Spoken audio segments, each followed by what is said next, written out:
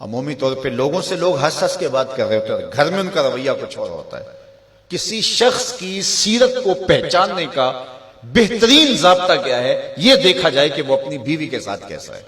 اور یہ ضابطہ خود میرے حضور نے دیا۔ تم میں سے سب سے بہتر وہ ہے جو اپنے اہل خانہ کے ساتھ بہتر ہے، اور میں تم میں سب سے زیادہ اپنے اہل خانہ کے ساتھ بہتر ہوں۔ جب حضور کا وصال ہوتا ہے تو 9 ازواج حضور کے نکاح میں تھی، کسی ایک کو بھی میرے حضور پہ شکایت نہیں تھی۔ یہ حضور کا انصاف، ان کو وقت دینا،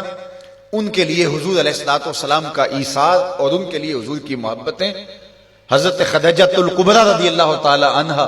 کا ذکر کرتے ہیں ان کے وصال کے بعد تو حضور کی آنکھیں چھلک پڑتی ہیں، اور جانور ذبح کرتے ہیں اور گوشت کے ٹکڑے ان کے سہیلیوں کے گھروں بھیجتے ہیں۔ حضرت عائشہ رضی اللہ تعالیٰ عنہ فرماتی ہیں میرا ان سے جو رشتہ تھا تو مجھ سے نہ رہا گیا، میں نے ایک دن کہہ دیا حضور آپ اس بوڑھی عورت کا ذکر نہیں چھوڑتے، بڑھاپے کی وجہ سے جس کے ہونٹوں کے گوشے بھی رنگ بدل گئے تھے۔ تو حضور علیہ السلام کے چہرے پہ جلال آیا، فرمایا عائشہ تم مجھے خدیجہ کے بارے تکلیف نہ دو، جب پورے مکے نے میرا انکار کیا تھا اس نے میرا اقرار کیا تھا، میں اس کا ذکر کیسے چھوڑ سکتا ہوں۔ اور حضرت عائشہ رضی اللہ تعالی عنہا فرماتی ہیں کہ حضور تشریف لائے اور میں آپ خورے میں پانی پی رہی تھی، تو حضور نے مجھے دیکھا تو دور سے کہا عائشہ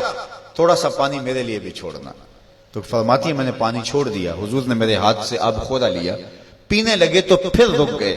اور میرے سے مخاطبہ کرتے ہوئے کہا حمیرہ، یہ حضور لاڈ سے کہا کرتے تھے، حمیرہ ذرا بتانا تم نے ہونٹ کہاں لگائے تھے، میں وہاں ہونٹ رکھ کے پانی پینا چاہتا ہوں، مجھے یہ بتاؤ اگر شوہر کا رویہ بیوی کے ساتھ یہ ہوگا تو گھر جنت کا ٹکڑا بنے گا یا نہیں بنے گا؟ تو تم میں سے بہتر وہ ہے جو اپنے اہل خانہ کے ساتھ بہتر ہے۔ سب سے پہلے آپ کے اہل خانہ آتے ہیں، آپ کے ماں باپ آتے ہیں، آپ کے بہن بھائی آتے ہیں، پھر کلاس فیلوز آتے ہیں، اساتذہ آتے ہیں، یہاں سے ہمارا رویہ خوبصورت ہونا شروع ہو۔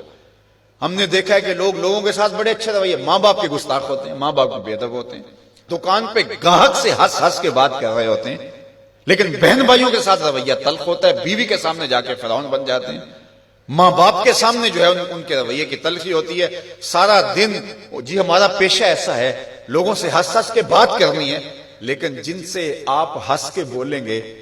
ماں کے کلیجے میں ٹھنڈ پڑ جائے گی اور باپ نہال ہو جائے گا، اس کے سارے دن کی تھکن اتر جائے گی، اس سے ہنس کے نہیں بولتے ہم سارا دن کے تھکے ہوئے آئے ہیں، سارا دن کس کس سے ہنس ہنس کے بولتے رہے ہو، یہ تمہارا اخلاق نہیں تھا، یہ تمہاری بناوٹ تھی، یہ تمہارا تصنع تھا۔ جو اخلاق ہے وہ حقیقت میں اس کا روپ نظر آتا ہے اپنے ماں باپ کے ساتھ، اپنی بیوی کے ساتھ، اپنے بچوں کے ساتھ، اپنی کلاس فیلوز کے ساتھ، اپنے دوستوں کے ساتھ، اپنے اساتذہ کے ساتھ۔ اگر تمہارا رویہ ٹھیک ہو گیا تو پھر تمہارا دوسرے لوگوں کے ساتھ رویہ بھی ٹھیک ہے، لیکن اگر ان کے ساتھ رویہ ٹھیک نہیں، دوسروں کے ساتھ رویہ آپ کا اچھا ہے تو پھر وہ آپ مکر کر رہے ہیں، آپ یہ بھی کوئی کاروبار کر رہے ہیں، یہ آپ کے اخلاق کا عکس نہیں ہے، یہ آپ کی ضرورت کا رنگ ہے جو لوگوں کو نظر آ رہا ہے، یہ آپ کا کاروباری انداز ہے، آپ کی مسکراہٹ آپ کا کاروبار ہے، آپ کے اخلاق کا عکس نہیں ہے۔ اگر اخلاق کا عکس ہوتا تو ماں کو بھی ہنس کے ملتے۔ میں وہ جو لفظ آپ کو کہے کہ حضور کمزوروں کا بوجھ اٹھایا کرتے تھے، تو آج بیٹی اگر ماں کا بوجھ نہیں اٹھاتی، بیٹا باپ کا بوجھ نہیں اٹھاتا، تو اس نے کسی اور کمزور کا بوجھ کیسے اٹھانا ہے؟ ماں گھر میں تھکی ہے سارے دن سے اور بیٹی جو ہے وہ آئی ہے اور وہ بھی ماں سے مطالبہ کرتی ہے کہ میری ضرورت میرے بستر پہ، میرے ٹیبل پہ پوری کرو، اور تھکی ماندی سارے دن کی ماں کی وہ مدد کرنے کے لیے تیار نہیں ہے، تو جو سکی ماں کی مدد نہیں کرے گی اور جو بیٹا سکے باپ کی مدد نہیں کرے گا تو وہ کسی کی مدد نہیں کر سکتا۔ آغاز یہاں سے ہوتا ہے، یہاں سیرت کا حقیقی رنگ نکلتا ہے جس سے ہماری طبیعتوں کے اندر وہ چیز عملاً راسخ ہوتی ہے۔ اس لیے میں اور آپ حضور کی سیرت کو اپنی روح کے اندر اصل طور پہ اتاریں اور وہ ہمارا جزو لا ینفک بن جائے، وہ ہماری فطرت ثانیہ بن جائے، وہ ہماری عادت کا حصہ بن جائے، اور وہ خوشی اور وہ مسکراہٹ جو محض کاروبار کے لیے اور عادت کے لیے نہ ہو بلکہ انسان کی طبع کا حصہ ہو، وہ آپ کے غم غلط کرے گی، وہ آپ کو طمانیت قلب دے گی، وہ آپ کو قرار باطن عطا کرے گی۔ ویسے ہنس ہنس کے بولیں تو وہ ایک مکر ہوگا، اس سے تو جبڑے تھک جائیں گے، اس سے تو جو ہے وہ آپ کو کچھ فائدہ ہونے والا نہیں ہے۔ تو آئیے میں اور آپ اپنے آپ کو حقیقی عملی زندگی کی طرف لے جائیں۔